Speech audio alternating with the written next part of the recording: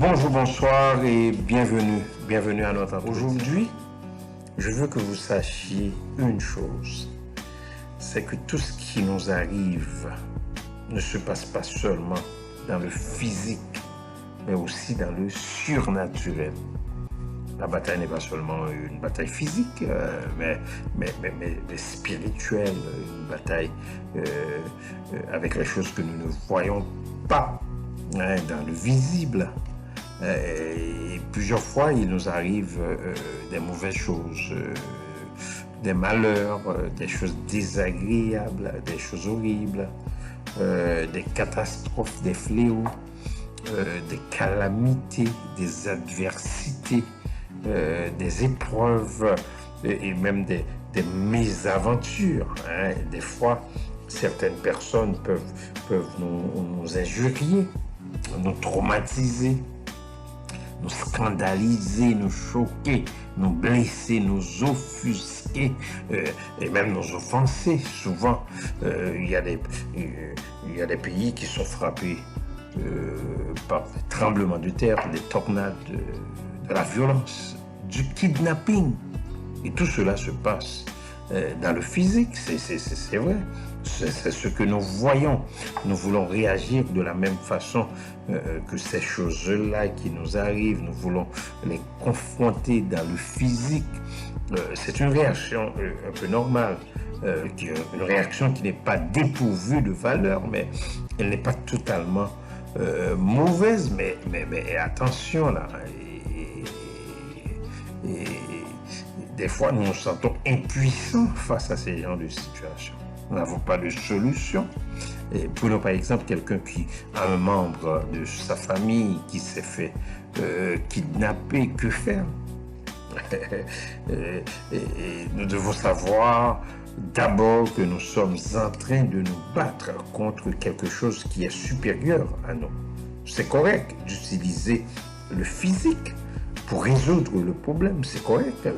Attention là, mais le physique n'est pas suffisant. Nous devons l'allier, hein, de faire un alliage entre le physique avec le spirituel, parce que tout ce qui se passe a une répercussion surnaturelle. C'est normal. Et la bataille est avant tout spirituelle. Tout ce que nous voyons qui se passe dans le physique a une origine surnaturelle. C'est sûr que nous devons prendre des mesures physiquement. Nous devons physiquement faire des démarches pour faire relâcher cette personne-là par les ravisseurs. C'est sûr, mais ce n'est pas tout. Ce n'est pas l'ultime stratégie à adopter, car le succès ne vient pas seulement du physique, chers amis. La meilleure chose, la meilleure des choses, c'est de réagir surtout dans le surnaturel, c'est-à-dire de prier et de lire notre Bible, tout en continuant à faire nos démarches physiques. Nous devons prioriser la prière et la lecture de la parole de Dieu, car tout ce qui se fait dans le physique a une répercussion surnaturelle, a une origine surnaturelle. Et trois choses demeurent importantes dans ces genres de situations: la prière, la lecture et nos démarches physiques. Pourquoi? Parce que la bataille est surnaturelle, nous devons aussi utiliser nos démarches. Pourquoi aussi? Parce que Dieu n'interviendra pas sans nous. C'est pour cette raison les démarches sont bonnes. Mais ce n'est pas l'ultime voie. Dieu a donné la terre au Fils de l'homme.